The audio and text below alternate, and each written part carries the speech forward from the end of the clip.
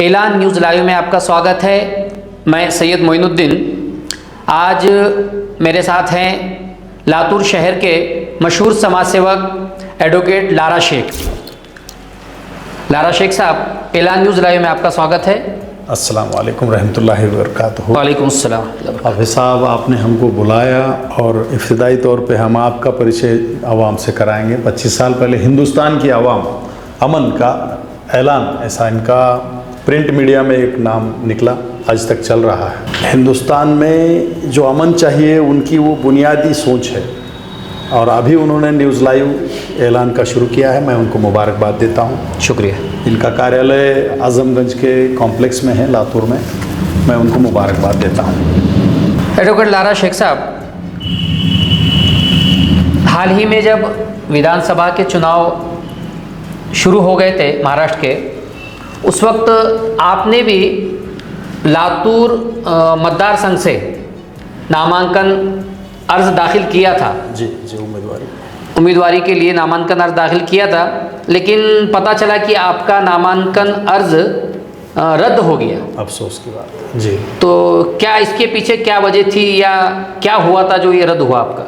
ना, मैं इस बारे में कोई मायूसी जाहिर नहीं करूँगा। 30 तारीख को जब अर्ज की छाननी चली तो की रिटर्निंग ऑफिसर मैडम ने कहा कि आपकी बरतरफी के संदर्भ, आपका क्रिमिनल का जो ऑफेंस है उसमें कुछ आता है कि? मैंने कहा ऐसा कुछ आता नहीं। जो स्त्रिया विरुद्धचे अपराध या देशाच्या विरुद्धचं काही अपराध, ऐसा कुछ भी नहीं है। ऐसा हमने उनको बिल्कुल बाज़ाब्ता लिखित में दिया था, लेकिन शायद हमारी बदनसीबी है कि मैडम समझ नहीं सकी उसको। She is a very qualified person, lady. और इसके बाद उन्होंने 23 नवंबर को माननीय अमित राव देशमुख को विजयी घोषित कर दिया। हमें लगा कि हम अगर लड़ते, अल्लाह हमको मौका देता तो हम शहर के विधायक होते, क्योंकि ये मुस्लिम बहुल शहर है। यहाँ से विधायक होना हमारा ये बनता है, अधिकार बनता है। अच्छा, आपने अभी एक ताज़ा खबर जो हमें मिली है कि आपने मुंबई बेंच की औरंगाबाद उच्च न्यायालय के अंदर जी, अमित देशमुख के खिलाफ, जो यहाँ के विधायक हैं, यहाँ के आमदार हैं, उनके खिलाफ एक रिट याचिका दाखिल की है, जिससे में आपने ये मांग की है कि उनकी आमदारकी रद्द की जाए। क्या ये सही है? बेशक, ये अपना अधिकार है। किस वजह से आपने ये क्यों किया है, इसकी क्या वजह? ये संवैधानिक अधिकार है हमारा कि इलेक्शन कमीशन में हम जा सकते हैं और रीट कर सकते हैं। रीट वो हमने दाखिल की है और रीट की रजिस्ट्रेशन जो स्टैम्प था 450 बनाम 2025 और उसका जो रजिस्ट्रेशन नंबर मिला है 8 बनाम 2025, ये अमित विलासराव देशमुख के खिलाफ की याचिका है। उसमें हमने कहा था कि रिटर्निंग ऑफिसर ने हमें पूरी तरीके से नहीं समझा और हमें मौका नहीं दिया, वरना हम यहाँ के इलेक्टेड आमदार होते। तो ये मौका हमें फिर से मिलना चाहिए, नामांकन का फिर से हमें रिटर्न होना चाहिए। ये हमारा सोच है और अधिकार है हमारा। नहीं, फिर तो आप इसके लिए आपने चुनाव आयोग के खिलाफ जाना चाहिए। वो चुनाव आयोग, हाँ, लेकिन आप यहाँ के जो विधायक हैं उनके खिलाफ जाने की क्या वजह है? बेशक, विनिंग जो कैंडिडेट होता है वो भी पार्टी होता है। अच्छा, क्योंकि मेरी जगह वो आए हैं ऐसा हम मानते हैं। अच्छा। अगर हम रहते तो वो नहीं आते, ऐसा हम मानते हैं। उनके भाई अगर ग्रामीण से उनका पराभव हुआ है जी, तो उन्होंने भी चैलेंज किया है। अच्छा। उन्होंने रमेश कराड़ को कहाँ छोड़ा है? अच्छा, तो ये बात है ना, हम उसका अपना अधिकार संवैधानिक जो है हम अपना फ़र्ज़ निभाते हैं और हमें उम्मीद है कि कोर्ट इसका फ़ैसला ज़रूर हमारे हक़ में देगा और री इलेक्शन होंगे और आमदार की अमित देशमुख साहब की रद्द होगी। अच्छा, उनकी रद्द हो जाएगी, लेकिन फिर से आप जब नामांकन आपका उम्मीदवारी का अर्ज दाखिल करेंगे, मान लेते हैं कि यहाँ पे दोबारा इलेक्शन लग जाएंगे, अगर माननीय न्यायालय ने अगर ऐसा कोई आदेश दे दिया तो यहाँ पे अगर दोबारा इलेक्शन होते हैं और आपको फिर से वहाँ पे मौका मिलता है तो लेकिन फिर से आपका रद्द हो जाएगा। जो पहले रद्द हुआ था तो दोबारा भी रद्द हो सकता है। नहीं, एक बार की जब आप देखते हैं कि भाई पेपर में क्या अपन दिए थे, उसकी कन्फ्यूजन दूर हो जाता है और एक गलती बार बार तो नहीं करता आदमी। अच्छा। मैंने ही नहीं, महाराष्ट्र के 49 आमदारों के खिलाफ याचिकाएँ आई हैं। मुंबई हाईकोर्ट में आई है, नागपुर खंडपीठ में आई है, औरंगाबाद में 39 आई हैं। करुणा मुंडे भी लड़ रही है। अच्छा। धनंजय मुंडे के खिलाफ lot of petitions has been submitted by the various persons. ये हमारा अधिकार है। आप लातूर में बरसों से समाज सेवा करते हैं, बड़ी खुशी की बात है। हाल ही में अभी लातूर का जो मशहूर बाजार पेट जिसे कहा जाता है गोलाई, आजमगंज गोलाई, जी, वहाँ से एक बहुत बड़ा मार्केट है जहाँ पे लगभग ये समझ लीजिए गरीब और ठेले वाले लोग, जिसमें सभी समाज के लोग हैं, ठेले वाले लोग और लेकिन ज़्यादा विशेषकर मुसलमान हैं इसके अंदर। जी, जी, तो वो ठेले वाले लोग अपनी रोज़ी रोटी कमाने के लिए बरसों से वहाँ पे ठेले लगाते हैं, लेकिन हाल ही में महानगर पालिका ने उनको वहाँ से हटा दिया है, जिसकी वजह से बहुत सारे लोग परेशान हैं। इस मामले में आप क्या कहेंगे? संपादक साहब, आपकी मानवतावाद है कि आपने जो मामला उठाया। आजमगंज गंजगोलाई में जो व्यापार चलता है वो आम लोगों के भी फ़ायदे का है, और जनरली जो लोग हैं हॉकर्स जो लोग हैं, रहदारी पे काम करने वाले, हथगाड़े पे काम करने वाले, उन लोगों के भी वहाँ पे रोजी रोटी का मसला है। मुझे ऐसा लगता है कि विधायक जो स्थानिक के अमित राव जी देशमुख साहब हैं, उन्होंने एक बार विजिट करना चाहिए। ये बिल्कुल बेरोज़गार हो गए हैं और वो वहाँ पे से उनको रिमूवल किया गया है, और brutally remove of the party ऐसा है। वो मनपा को आदेशित किया गया है, बाज़ाब्ता पुलिसों के ताफ़े के ताफ़े आते हैं, गाड़े आते हैं, गाड़े को उसको गाड़े में जनाजा निकाला जाता है, उसके 2500-3000 लिए जाते हैं। दे कैन बेयर, ये कोई आम आदमी 3000-2000 दंड नहीं दे सकता। एक तो रोजी रोटी छिन गई, उस पर से दंड के प्रावधान होने लगे हैं। ना तो मनपा को इसकी फ़िक्र है, ना स्थानिक विधायक को फ़िक्र है। फ़िक्र स्थानिक के विधायक ने मनपा के आयुक्त के साथ बैठ कर के मसला हल करना चाहिए, but single one time he can't come here. एक बार भी वो आजमगंज नहीं आए, ये आना चाहिए, मसला हल होना चाहिए। रोजी रोटी का मसला है, मुस्लिमों को आरक्षण नहीं है, तो ये हाल है हमारे, हम रास्ते पर हैं। लोगों का ये भी मानना है गोलाई के, क्या अमित देशमुख चाहते तो इसको रोक सकते थे? क्या वो इसके जिम्मेदार हैं? आप उनको मानते हैं जिम्मेदार इसके? कोई भी स्थानिक का विधायक उसका प्रतिनिधि होता है, he is a elected member of that constituency, वो उसका पालक होता है। ये और गहरी बात है कि जो धनंजय मुंडे के बारे में चल रहा है कि बीड़ जिले में जो अफसर आवे इनकी मर्जी से आवे, तो अमित देशमुख की मर्जी के बिना आयुक्त आए हैं? अमित देशमुख की मर्जी के बिना कोई आला अफसर आए हैं? उनको सब पता होता है। आमदार को ब्रीफिंग जाती है कि हम यहाँ का गाड़ा हकाल रहे हैं, उनको वहाँ पे व्हाट्सएप पे जाता है, वो सब तमाशा देख रहे हैं। अमित देशमुख गुर्बत के घर में पैदा नहीं हुए, अमीर के बच्चे हैं, उनको इनकी फिक्र नहीं है। वो चाहते तो एक दिन में रिमोट रोक सकते थे और हमारे हीरो हो सकते थे। तो लातूर में जो अभी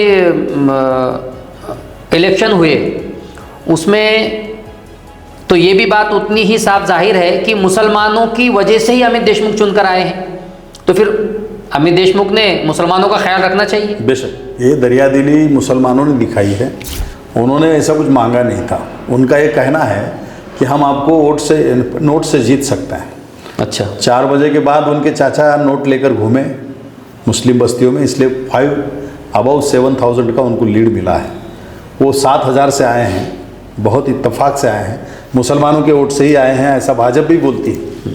तो ये जहाँ पे और एक कैंडिडेट मुस्लिम के थे, वहाँ पे जो प्रबल थे, उनको मुसलमानों ने नहीं दिया वोट, बल्कि अमित देशमुख को दिया। इतनी ईमानदारी अमित देशमुख के साथ यहाँ के धर्मनिरपेक्ष मुसलमानों ने अदा की है, तो उनका फ़र्ज़ बनता है कि वो सुख दुख में शामिल रहे, ना कि वलीमा और शादी में सिर्फ शामिल रहे। अच्छा, अगला सवाल आपसे मैं ये करना चाहूँगा कि कल एक न्यूज़, एक ख़बर जो वायरल हुई है, जिसमें मीरठ के एक आमदार हैं विधायक सुरेश खाड़े, उन्होंने ये कहा कि मीरठ एक मिनी पाकिस्तान है जी जी, और वहाँ के मुसलमानों के ख़िलाफ़ भी कोई ऐसे अल्फाज इस्तेमाल किए हैं, टिप्पणी की है, जिससे मुसलमानों में एक नाराज़गी की लहर नज़र आ रही है। सुरेश खाड़े 4 टाइम के मीरठ, कुपवाड़ा, सांगली के विधायक हैं। मुझे सख्त दर अफसोस होता है कि जो दलित हैं उन्होंने कम से कम हमारा साथ देना चाहिए, क्योंकि हम और उनकी पसमानदा हालात ऐसी है, एक है ऐसा हम समझते हैं। बिरयानी ताहरी के होटल में हम साथ में मिलकर खाते हैं। खुद को दलित बताने वाले रिकॉर्डेड दलित आदमी हमारे मुस्लिम बहुल कॉन्स्टिट्यूंसी से उनको रिप्रेजेंट किया जाता है। उनका ये कहना है कि मीरठ मुस्लिम बहुल होते हुए वो पाकिस्तान का लगता है उनको। अगर उनको मुसलमान का एरिया पाकिस्तान का लगता है तो नज़रिए को बदलने की ज़रूरत है। हमारे पुरखों ने हमें इस देश से प्यार सिखाया है, हमारी जड़ें यहाँ से हैं, ये नफ़रत फैलाने वाला बयान है। ये नीतीश राणे के बयान की अगली कड़ी है। मुसलमानों के दिनों में, अब आने वाले दिनों में बड़े ख़तरनाक मोड़ आने वाले हैं। विधानसभा का सदस्य कसम खा कर के कहता है कि मैं संवैधानिक पद पर हूँ और अपने दायित्वों को निभाऊंगा। क्या दायित्व है ये तो प्रोपेगेंडा हो गया, गलत है वो बयान। एक खबर और आई है लातूर से भी कि हिंदुत्व जागर एक संगठन है जिसने एक निवेदन दिया है कलेक्टर साहब के पास कि लातूर में बांग्लादेशी लोग हैं जो गरीब मजदूर, गाड़े वाले या दूसरे और कई काम करने वाले हैं। बांग्लादेशी लोगों के होने की उन्होंने एक आशंका जताई है। इस बारे में आप क्या कहेंगे? प्रोपेगेंडा चल रहा है महाराष्ट्र में। री इलेक्टेड होने के बाद 2024 का चुनाव लाड़किया बहिनी योजना की वजह से जीतने के बाद इन्होंने मुस्लिमों के खिलाफ द्वेष फैलाना शुरू किया। सबसे पहला बयान नीतीश राणे का है लव जिहाद के बारे में, गोहत्या के संदर्भ में। उसके बाद उन्होंने अन्य भी बयान दिए। ये उसकी अगली कड़ी है। लातूर जैसे सुसंस्कृत शहर में, एक बेहतरीन शहर जिसको भीड़ वाले चाहते हैं कि हमको इधर जोड़ो, खूबसूरत शहर, I proud of that city. और यहाँ पे कोई हिंदुत्व जागर नामक लेटर पैड निकलता है और हमारे जैसे को भी कोई बांग्लादेशी कह सकता है। शक की बुनियाद पे किसी का पत्र नहीं निकलना चाहिए। स्टेट गवर्नमेंट के रेजोल्यूशन है, स्टेट गवर्नमेंट के अगर जीआर हैं, माननीय एसपी साहब, माननीय कलेक्टर साहब उसका अमल बजान करेंगे। कोई खाजगी संगठन बोलेगी और करो तो फिर घर घर घुसेंगे तुम और कहोगे कि इसकी छाननी करो, इसका 7/12 देखो, इसका राशन कार्ड देखो, इसका पैन कार्ड देखो। उन्होंने कहा है, मैंने वो रेज किया है क्वेश्चन सोशल मीडिया पे। They asked about that the documents. वो मुंबई, नई मुंबई में कुछ लोग पकड़े गए उस धरती पे। ये क्या हमको हमारे पुराने लातूर में ढूंढेंगे? हम यहाँ के बाशिंदे हैं, शहर की हमारी पहचान है। तो ऐसी संगठनाओं के बारे में सरकार ने सचेत रहना चाहिए। ये जहर घोलने का काम कर रहे हैं और हिंदू मुस्लिम में जो भावना अच्छी है उसको ख़राब करने का काम कर रहे हैं, शक की बुनियाद बनने का काम कर रहे हैं। लेकिन जब इस संगठन ने इस प्रकार की कोई बात कही तो क्या यहाँ के लोकल विधायक, स्थानिक विधायक जो हैं, उनकी भी जिम्मेदारी है कि इसके ऊपर कोई बयान देते? आमदार साहब का और एक रवैया मुझे अच्छा नहीं लगा। जब विधानसभा का चुनाव का प्रचार चल रहा था हाफिज साहब जी, तो यहाँ के कुछ हिंदुत्ववादी संघटनाओं ने पत्रक निकाला था की तुम्हाला कसले सरकार पाहिजे, तुम्हाला राष्ट्रभक्तींची सरकार पाहिजे का तुम्हाला फलाण्यांची सरकार पाहिजे, ऐसे पत्रक निकले, गली गली बांटे गए। As a candidate of this constituency he can raise the question to the election commission. पूछ सकते थे वो, क्यों इतना सॉफ्ट आपका कॉर्नर है उनके बारे में? ये शहर मुस्लिम बहुल है, हम बहुत संजीदगी से जीते हैं यहाँ। उनका एक काम है कि इस संगठन के बारे में माननीय एसपी साहब को, माननीय कलेक्टर साहब को आगाज़ कराए कि क्या ये रजिस्टर्ड संगठन है कि कोई भी उठेगा और रजिस्टर्ड निकालेगा और बोलेगा ये फला आदमी तो बांग्लादेशी दिख रहा है, ये फला आदमी तो पाकिस्तानी दिख रहा है। पाकिस्तान का हमारा क्या संबंध है? सही। आप गोलाई के एक मुसलमान को पकड़ के पूछो बांग्लादेश की राजधानी कौन सी है, पता नहीं है उसको। लाहौर कहाँ है, पता नहीं उसको। तुम हमको पाकिस्तान बांग्लादेश से क्यों जोड़ रहे हो? तुम हमको लातूर से और भारत से जोड़ो, हम यहाँ के बाशिंदे हैं। इस पर कार्रवाई होनी चाहिए। ऐसे पत्रकों से समाज में गलतफहमी फैलती है और शक बढ़ता है। नीतीश राणे ने विशालगढ़ के बारे में भी कुछ कहा है। वहाँ पे बरसों से उर्स जो भरता है, वहाँ पे ज़माने से कई पीढ़ियों से मुसलमान रहते और कारोबार करते आए हैं। उनके बारे में भी नीतीश राणे ने कुछ टिप्पणी की है। उस बारे में आप? नीतीश राणे साहब मंत्री हैं, उनके बयानात की दखल होती है। मंत्री एक वहाँ का विधानसभा का बहुत जिम्मेदार पद का व्यक्ति होता है। उनका पोर्टफोलियो बंदरे है, मतलब फिशरी एंड बंदरे। उन्होंने मच्छी, डोकड़ा, ये जो रोहू, कतला मच्छी, झींगे, इसके बारे में बात बोलनी चाहिए। आपकी ऊंची जितनी है उतना बोलना चाहिए। विशालगढ़ ये उनके वालिद साहब की देन नहीं है। विशालगढ़ पे की दरगाह ये 500 साल पहले की दरगाह है, आस्था का प्रतीक है। यहाँ घोरवाड़ी है, 90% जो गैर मुस्लिम भाई हैं, बहन हैं, वहाँ पे जाते हैं। दरगाहें किसी मुसलमान हिंदू की नहीं होती है, आस्था का केंद्र होती है। यहाँ पे 4 महीने पहले जो महाराज हैं उनके वंशजों ने गजापुर में जो धिंगाना किया, शर्म आने की बात है। नीतीश राणे मुसलमानों को टारगेट कर रहे हैं और ये खुली छूट दे रहे हैं। महाराष्ट्र वाले इनको खुली छूट दी हैं। उनका प्रवक्ता पद है वो कि बोलते रहो, ये गलत है और इस बयान की भी निंदा होनी चाहिए। आखिरी एक सवाल आपसे ये है कि वह शायद कुछ ही दिनों में महाराष्ट्र भर में स्थानिक स्वराज्य के यानी कि नगर पालिका हो या महानगर पालिका हो, ये चुनाव होने वाले हैं। लातूर में भी महानगर पालिका के चुनाव जल्द ही हो सकते हैं।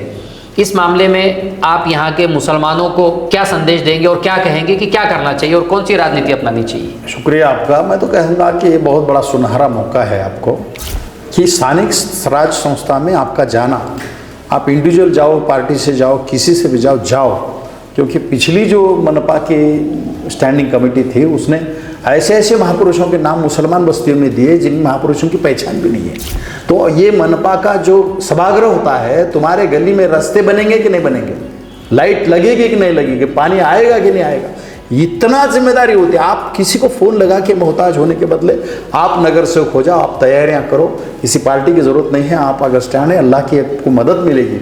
You can win, you can be leader, you may be counsellor. यही नहीं, महाराष्ट्र में जितने भी स्थानिक स्वराज संस्थाएं चुनाव में हिस्सा लिए बगैर आपको जमहूरियत पता नहीं चलेगी। मुसलमानों ने जितनी उत्साह उल्लास से ईदगाह की नमाज अदा की जाती है, उतने ही उत्साह से चुनाव में लड़ने चाहिए, क्योंकि आपका राशन कार्ड रहेगा कि नहीं रहेगा ये सियासत तय करती है। सियासत में अगर भागीदारी नहीं है तो ये हमारी बेवकूफ़ी है। मनपा का चुनाव सब ने लड़ना चाहिए। ताकतवर चुनाव जीते हारे, गरीब भी उसमें जाएं। हाथगाड़े वाला अगर गोलाई का मनपा में जाएगा, बाजी वाली अगर औरत मनपा में जाएगी, बोलेगी तकलीफ़ क्या है पुलिस से। मनपा का कोई बहुत बड़ा आदमी गुत्तेदार अगर वो नगर सेवक होता है, तुम्हारे मसले नहीं हल करेगा। आपको चुनाव जीतना चाहिए। मैं तो चाहता हूँ आप भी नगर सेवक हो जाएं। शुक्रिया, आपने वक्त दिया, आपने भी बुलाया, आपका बहुत बहुत शुक्रिया। अल्लाह हाफ़िज़। ऐलान न्यूज़ लाइव, हमारी खबर, आपका हौसला।